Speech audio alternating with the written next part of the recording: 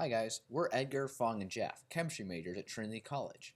Today we'll be talking about atoms, elements, and something called atomic emission. Understanding these concepts will explain the science we perform in the water samples you collected. You probably have heard that everything, including you and me, is made of different types of atom. But what makes an atom an atom? Atoms are made up of even smaller pieces, subatomic particles. There are three kinds: protons, neutrons, and electrons. Every atom is made up of some combination of those three bits. Protons and neutrons stick together at the center of the atom, and this is called the nucleus. And the nucleus tends to have an overall positive charge. Outside of the nucleus are the electrons, which are negatively charged. Most atoms try to have the same number of electrons and protons, so their charges cancel each other out. The number of protons is what gives every atom its character. For example, a hydrogen atom is made of one proton and one electron. Helium is made up of two protons, two neutrons, and two electrons. These seem similar, but when you compare them, they couldn't be more different.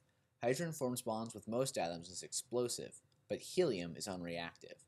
Atoms behave differently because of their subatomic particles. Scientists have organized the atoms that we know into the periodic table. The elements are ordered according to the number of protons in the atom. Because the number of protons control the character, the periodic table also organizes their behavior. Elements are atoms that just stick together with other atoms of the same type.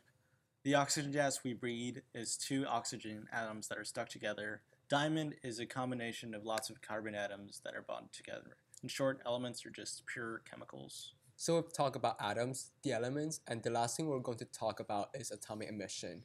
Electrons and photons like to be close to each other in atoms, but if electron gets some extra energy, it goes into what we call an excited state.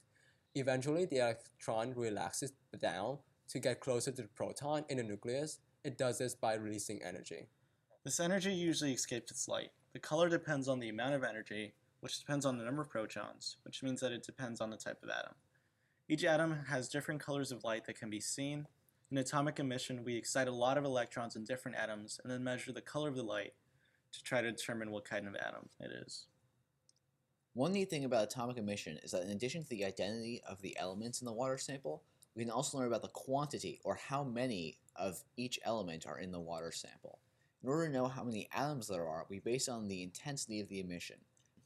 We can consider an atom emitting energy as a light bulb. In a pitch black room, a single light bulb will only light up the room a little bit.